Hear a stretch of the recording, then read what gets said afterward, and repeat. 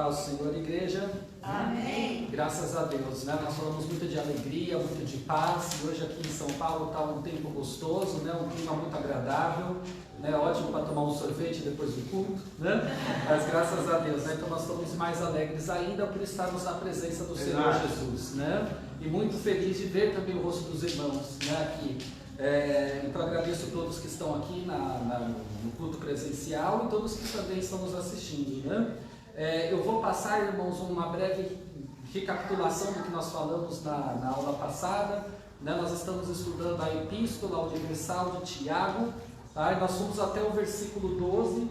Eu vou fazer uma leitura rápida e voltando em alguns pontos que nós abordamos, tá? Só para todos estarem situados no que nós estamos abordando. E o tema de hoje será a diferença entre provações e tentações, tá? Hoje nós falamos sobre provações na aula passada e hoje nós vamos falar também sobre as tentações. E qual é a diferença entre provação e tentação? Amém, irmãos? Amém. Então, começando, a gente logo falou, o primeiro versículo já é muito significativo, né? Tiago, servo de Deus e do Senhor Jesus Cristo, né? Tiago, a gente sabe aqui, ele era um dos irmãos do Senhor Jesus. Jesus teve, nós sabemos o nome de 4 pelo menos, né? Tiago, Simão, José e Judas, né? Então nós temos esse Judas também que escreveu a epístola de Judas, tá? Irmão do Senhor Jesus Cristo, né? Não tem nada a ver com os Iscariotes que o traiu, era Judas o irmão. Então esse Tiago também, né? Tiago, irmão do Senhor Jesus, ele era líder da igreja de Jerusalém, a igreja sede que ficava em Jerusalém, e ele mesmo se chama de mestre, ele se inclui como mestre, né? Uma posição muito importante naquela época, muito respeitada e muito admirada, né? Apreciada, né? E ele começa a sua epístola se chamando de servo, tá? Assim como Judas que também, né? Outro irmão do Senhor Jesus segundo a carne, também começa a sua epístola se chamando de servo, tá? Isso é muito importante, irmãos, porque a despeito, né? Apesar de toda a sua posição, apesar do seu cargo de liderança da igreja sede em Jerusalém, né? Além de ser um mestre, ele se chama de servo. Primeiro, tá? A primeira coisa de tudo, né, irmãos, é a humildade. Humildade. Servo aqui, irmãos, né, é no sentido mesmo de escravo, né? Existe a palavra diáconos, tá? Diáconos quer dizer aquele que serve à mesa, tá? Então quem tem esse nome, tá? É um servo em primeiro lugar, aquele que serve à mesa. Mas a palavra que Tiago usa é mais inferior ainda, é escravo mesmo, aquele que não tem vontade própria, tá? Ele se rebaixa no maior grau possível, tá? Eu sou escravo de Deus, escravo do Senhor Jesus Cristo, né? Nesse sentido, tá? De humildade ao máximo, tá? Então é a primeira lição que a gente falou na aula passada. Humildade é uma virtude essencial para todos aqueles que se chamam cristãos, tá? O próprio Senhor Jesus disse, tá? Aqui eu vou citar o versículo que está em Marcos 10, né? Não precisa abrir a Bíblia, é só uma citação. Jesus disse: quem quiser tornar-se importante, tá? Quem quiser ser importante entre vocês, deverá ser servo, tá? E esse servo é o mesmo significado de escravo, é a mesma palavra que Tiago usa. E quem quiser ser o primeiro, deverá ser escravo de todos, tá? Pois nem mesmo o Filho do Homem veio para ser servido, mas para servir e dar a sua vida em resgate por muitos. Enfim, nós discorremos a respeito da humildade, né, irmãos? Nós falamos muito sobre isso. Nenhum cargo que nós temos é para servir a nós mesmos, tá? Mas é para servir os nossos irmãos, é servir ao corpo de Cristo. Vamos lá, então, provações, é o tema que nós começamos. Vamos lá.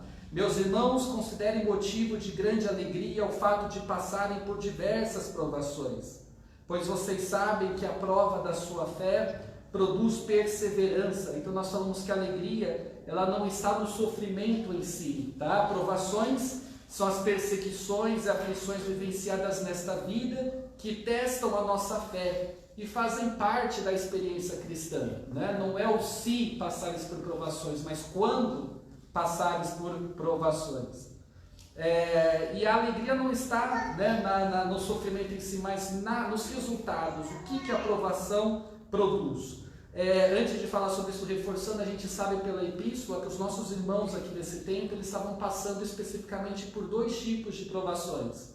Era a provação de tensão religiosa, eles sofriam perseguições por causa do nome de Cristo, levados a tribunais, né, eram blasfemados contra o nome digno pelo qual fossem chamados, né? E tensão econômica, era a escassez e pobreza devido à opressão dos mais ricos, que uma das coisas que eles faziam era reter o salário, tá? Uma forma de opressão era a retenção fraudulenta do salário do trabalhador. Então esses são dois tipos bem específicos de provação que a carta deixa claro, né? Tensão econômica e tensão religiosa, né? Mas nós podemos, e falamos sobre outros tipos de provações que nós podemos passar.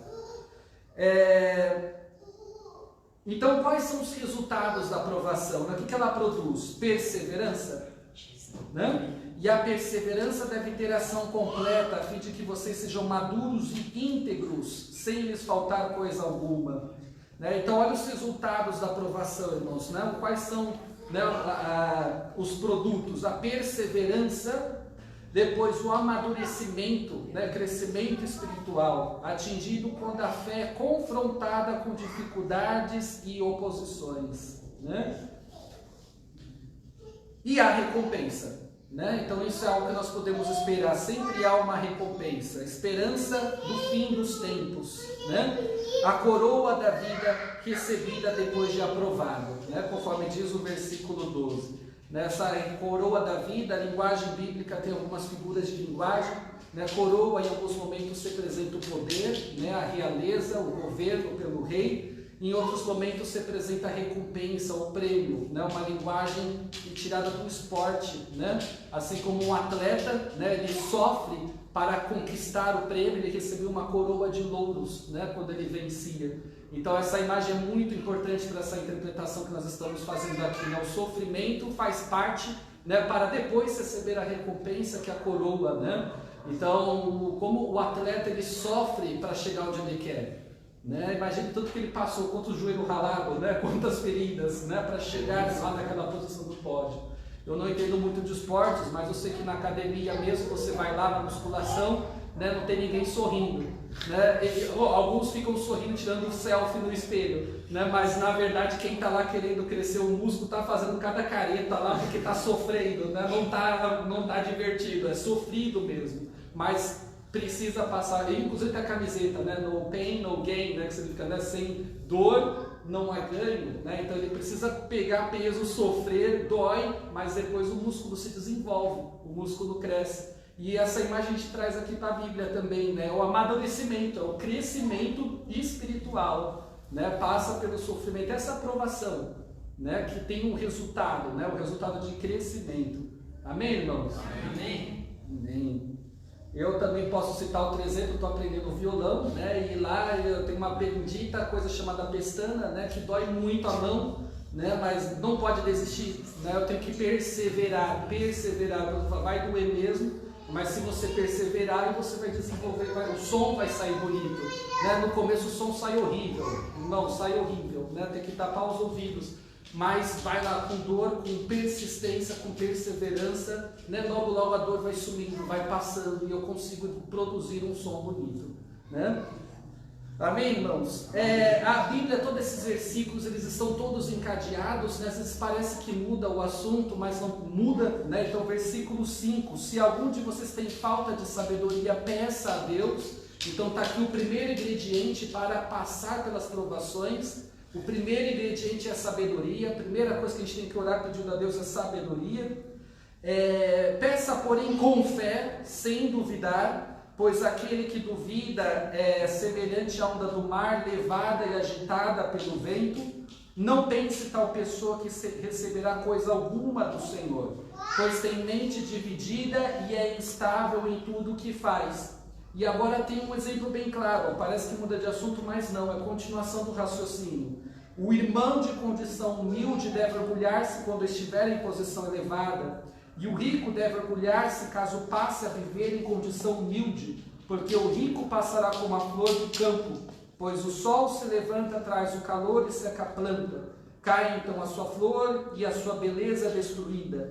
Da mesma forma o rico murchará em meio aos seus afazeres. Então não ter a mente dividida, né? O que é ter a mente dividida? Mudar conforme o vento. E aqui ele falou um exemplo bem real, bem concreto, que é quando as riquezas, elas vêm e elas vão. As riquezas vêm e elas também vão. Mas a sua mente, ela não pode ficar vacilando, não pode ficar mudando, tá? Se você está bem financeiramente, glória a Deus, a sua mente tem que estar estável, tem que estar feliz, tem que estar alegre com o Senhor. Se não, se perder também, se ficar pobre, a mesma coisa. As riquezas, elas são instáveis, as riquezas oscilam, tá? Mas nós não, nós somos constantes, não ficamos com a mente dividida. Né? Uma pessoa não pode ter uma mente de um jeito quando ela está bem, e não pode ter outra mente quando ela está mal financeiramente, tá? Essas coisas são instáveis mesmo, são volúveis. Bens materiais são como a flor, né, que murcha, a beleza que passa, vem e vai, mas você não é instável, você é firme, você é constante na sua mente, não muda a sua personalidade. Acho que isso foi tudo que nós fomos na aula passada, né, irmãos? Então, muita coisa. Vamos agora para a aula de hoje, né, irmãos? Provações e tentações. Vamos ler do versículo 13 até o 17. 13 ao 17. Tiago, capítulo 1, versículo 13 ao 17. Ninguém sendo tentado diga, de Deus sou tentado, porque Deus não pode ser tentado pelo mal e a ninguém tenta. Mas cada um é tentado quando atraído e engodado pela sua própria concupiscência. Depois, havendo a concupiscência concebido, dá à luz o pecado. E o pecado, sendo consumado, gera morte. Não erreis, meus amados irmãos. Toda boa dádiva e todo dom perfeito vem do alto, descendo do Pai das luzes, em que não há mudança nem sombra de variação. Olha, irmãos, então vamos falar sobre tentação agora. Falamos sobre provação, vamos reforçar o que é, mas contrastar com tentação.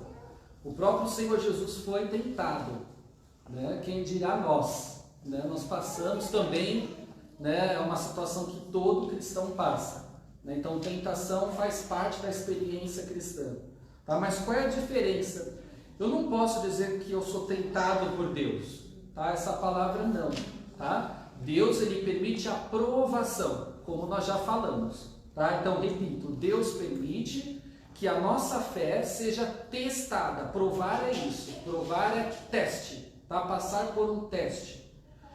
Na sabedoria bíblica, a provação, esse teste que Deus nos dá, mostra a nossa fidelidade, tá? É por meio desse teste que a nossa fidelidade é demonstrada.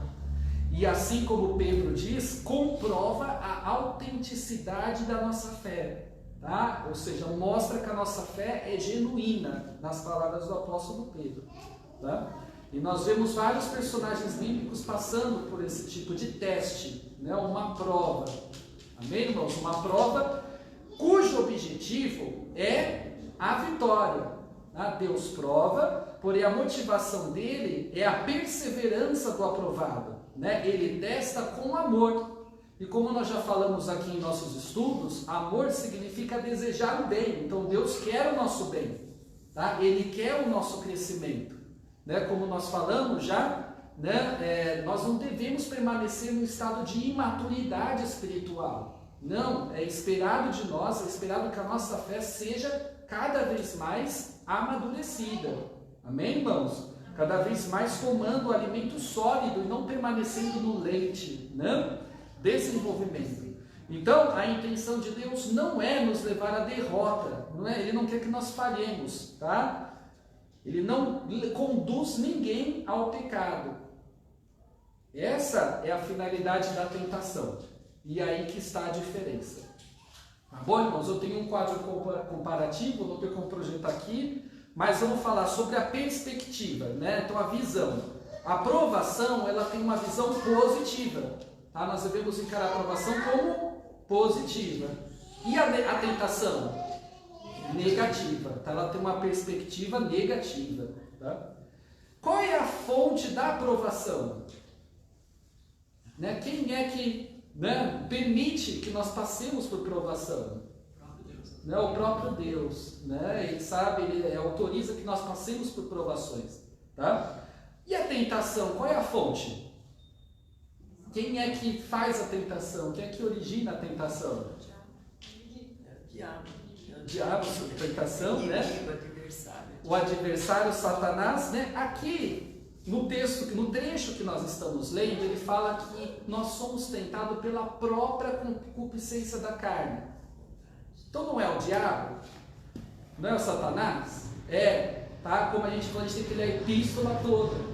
Tá? E lá mais pra frente, no capítulo 4, ele fala: submeter a Deus e resistir o diabo, e ele vai fugir de vós. Então Tiago, ele reconhece sim, né, que a fonte é Satanás, tá bom? Mas nesse trecho ele está enfatizando a concupiscência da própria carne. Por quê? Né? Ele está chamando a atenção para o aspecto humano como fator determinante na redenção ao pecado.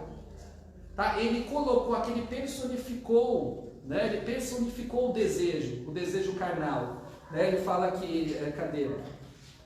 Pelo próprio desejo, esse desejo ele arrasta, ele seduz, né? Ele dá luz, ele gera, né? Ele gera um filho, que é o pecado. Então ele está personificando o desejo, tá? Ele está criando uma imagem como se o desejo fosse uma pessoa. Tá? Isso é para dar ênfase, tá? Isso é um recurso mesmo, tá? Retórico, para dar ênfase no aspecto humano, tá? Que o humano é que decide, é o humano que faz a escolha. Tá? Satanás, ele vai fazer o seu papel de oferecer oportunidades, mas é você, tá, que vai decidir sucumbir à tentação ou não. Tá? Isso depende da escolha do ser humano. Tá? Nós devemos resisti-la ativamente. Mas eu vou exemplificar isso de uma forma um pouco mais clara, né? Eu tenho um certo problema com leite condensado, tá? É verdade, eu amo leite condensado, acho delicioso, gosto de tomar inclusive leite condensado puro, se possível, mas me faz muito mal. Assim, depois quando eu abuso do leite condensado, eu passo mal, assim, às vezes até ponto de ir para o hospital mesmo, né? E quando eu volto, eu já sei disso, tá? Eu já constatei, no começo eu não sabia qual era a origem desse mal, né? Eu achava que eram outras coisas, mas agora eu tenho certeza que é o leite condensado, né? Em excesso, né? Em excesso, como às vezes eu tomo puro. E às vezes quando eu vou no supermercado, aí tem aquele corredor, né, maravilhoso, né, que tem vários leites condensados, né? Várias marcas. Tá, de várias marcas, né? E às vezes eu, mesmo sabendo, né, que aquilo vai me fazer mal, tá? Eu acabo comprando, né? Acabo comprando leite condensado. Depois que eu passo mal, irmãos, eu não posso culpar o supermercado, né? Eu não vou culpar o Carrefour, né? Ele simplesmente ofereceu, né? Tem vários corredores, né? E aquele corredor específico para mim é uma tentação. Mas a culpa fui eu que escolhi comprar. Eu sabia que fazia mal, tá? Eu sei muito bem que faz mal, mas mesmo assim eu compro. E depois que eu passo mal, eu não posso culpar o Carrefour. Eu não vou processar o gerente porque eles colocaram uma prateleira com um monte de leite condensado, né? Então isso aqui é só um exemplo, irmãos, para tentar exemplificar um pouco, né? Porque o diabo, o Satanás, ele tem uma participação, tá? Na tentação, sim, tá bom? Ele promove oportunidades, ele promove situações, tá? Mas o ser humano, tá? É ele que vai sucumbir ou não, e isso depende das nossas escolhas, né? Vou dar aqui mais um exemplo, o exemplo supremo, tá? O exemplo maior de todos, Jesus. Tá? Ele venceu Satanás com a sua razão ativa, tá? Ele citava as escrituras, tá? Satanás vinha tentá-lo e ele falava: está escrito, está escrito, tá? Então isso mostra, irmãos, que a mente ela está ativa, né? A mente ativa com discernimento, né? E ali, ó, trabalhando ativa. É isso que eu gostaria de forçar, irmãos. Nós devemos resistir à tentação ativamente. A gente não tem como falar assim: olha, eu caí em tentação porque o diabo me dominou totalmente. Não, ele só promoveu a oportunidade, né? Você caiu nela porque você deixou a parte humana, a concupiscência da carne vencer, né, irmãos? Então é isso. Bom, para enfatizar novamente a diferença, provação, o propósito da provação, qual é, irmãos? Qual é o objetivo da provação? Perseverança, amadurecimento. Então, amadurecer a fé, né? Crescimento. E a tentação, qual é o propósito? É conduzir ao pecado. A tentação vai conduzir ao erro. Tudo bem, irmãos? Então, essa é a fonte da tentação. Satanás, né? Ele proporciona oportunidades, situações, e nós somos levados a cair na tentação pela concupiscência da própria carne. Ou seja, o aspecto humano é decisivo, tá? O aspecto humano é determinante se eu vou cair ou não, tá? Mas Deus dá as coisas boas, tá? Toda boa dádiva e todo dom perfeito vem do alto, vem de Deus, tá? Descendo do Pai das luzes, Pai das estrelas, dos astros, da lua, tá? Ele não muda. O resultado, qual é o resultado da aprovação? O resultado lembra da coroa. Vida, né? Então a coroa tem a recompensa, né? Que é a vida, né? Deus prometeu a todos que vencerem, né? A todos que vencerem receberão vida. E qual é o resultado da tentação?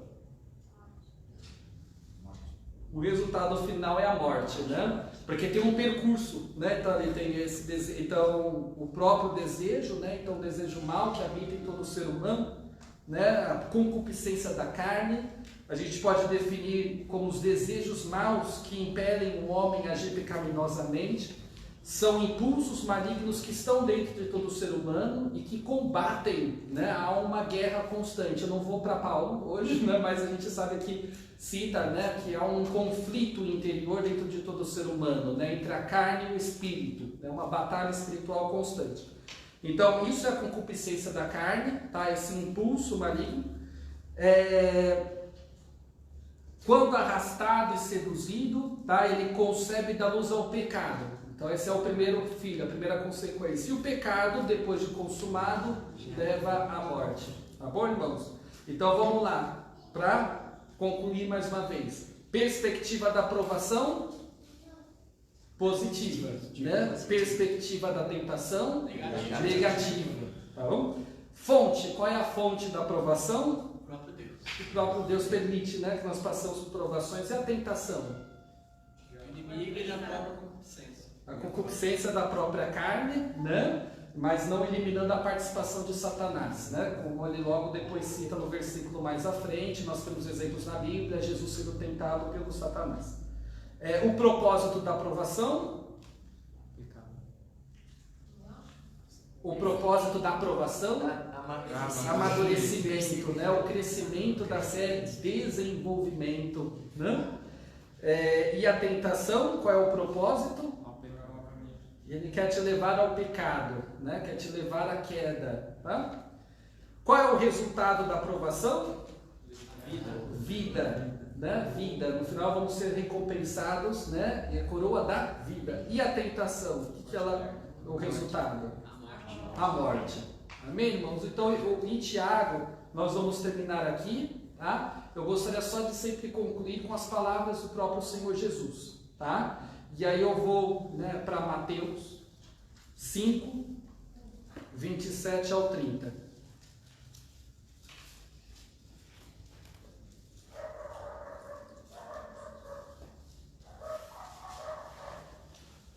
Evangelho de Mateus, capítulo 5, versículo 27 ao 30. É isso? Isso.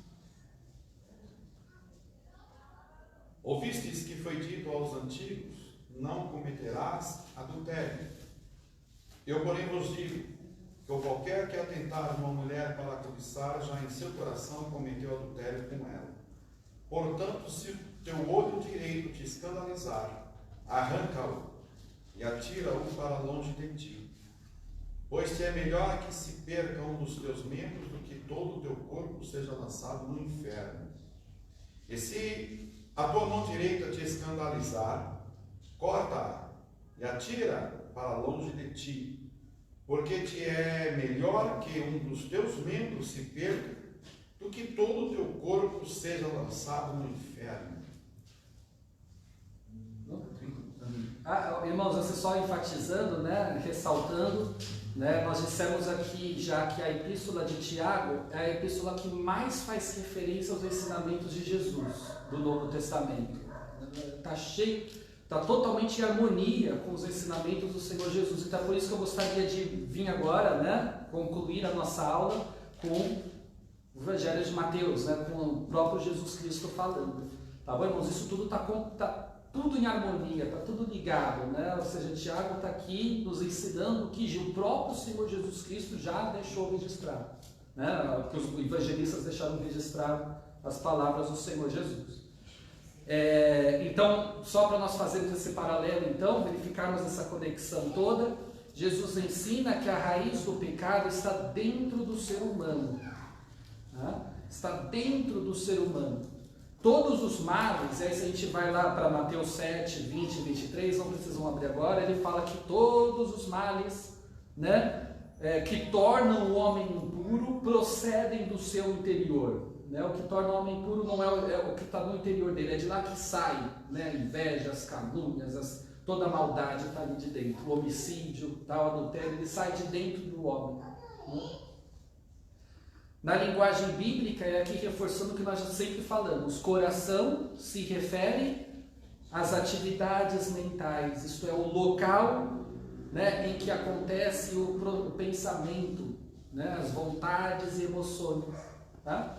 Isso é o nosso coração, é o nosso interior, nossa mente, tá? É dali que procede, né, o que torna o homem impuro, tá? É ali que está a raiz do pecado.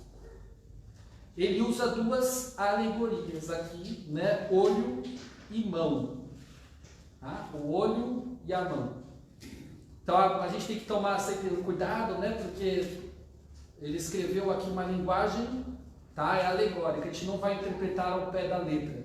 Quando Jesus fala assim, se o teu olho direito te fazer pecar, arranca-o, né? Corta fora, tá? Não é para fazer isso ao pé da letra, tá? Isso é uma figura, tá? Uma figura de linguagem. Tá? O olho e a mão, o que será que eles representam? Tá?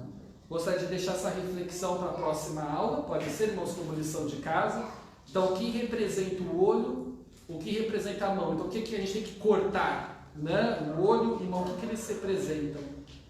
Tá bom, irmãos? Então, ele não está falando aqui de jeito nenhum de automutilação, né? Em cortar partes do corpo, não. É uma linguagem alegórica, tá? Olho, mão.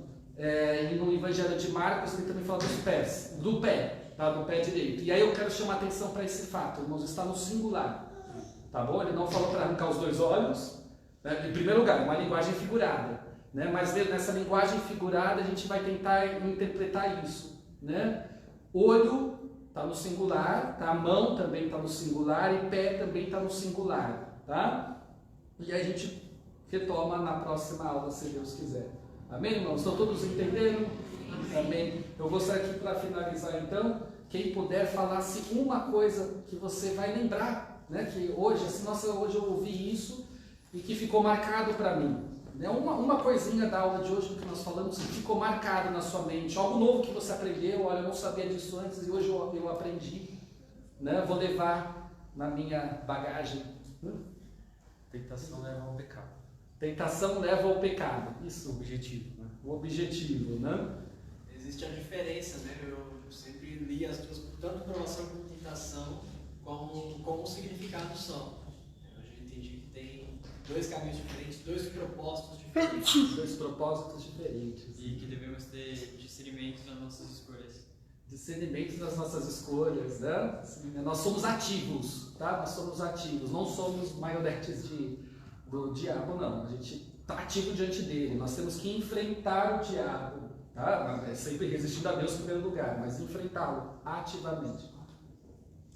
Provação, ela é, como acabamos de ouvir, é uma coisa que faz parte da nossa vida, para amadurecer, né? Para conseguir um resultado, né? Vai aprender a ser perseverante, confiante, não duvidar. A aprovação segundo Cristo Agora, às vezes, há pessoas que falam, eu estou sendo provado, Deus está me provando. Mas, às vezes, é uma situação que a pessoa criou. Então, Deus, como já foi falado, Ele não é tentado pelo mal. Então, Ele não pode fazer uma coisa que você vai te prejudicar. Então, às vezes, como é fruto das nossas escolhas, Isso, já a escolha é muito importante. Então devemos ter ciência, né? Qual é a fonte, está vindo de Deus mesmo, está vindo de Satanás ou está vindo de mim mesmo? Eu que me enrolei todo, né? Assim, eu que me coloquei nessa situação. Isso. Né? Então sim, é verdade, né, coloquei irmãos? nessa situação.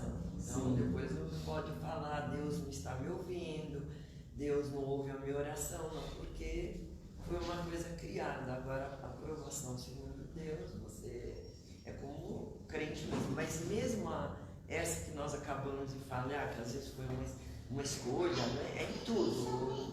Assim que não foi boa, Deus é misericordioso para a pessoa retomar e a posição diante de Deus e ir em frente.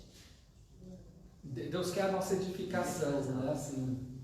E uma coisa, eu estava pensando agora aqui, eu lembrei que o diabo ele tem o pecado ele tem trajeto, ele tem caminho.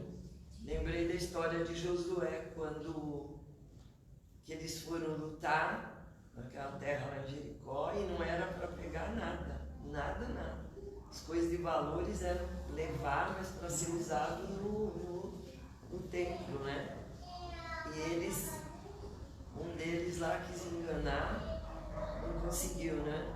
Aí toda a congregação ia sofrer o pecado. E só assim por cima, mas daí ele fala o trajeto.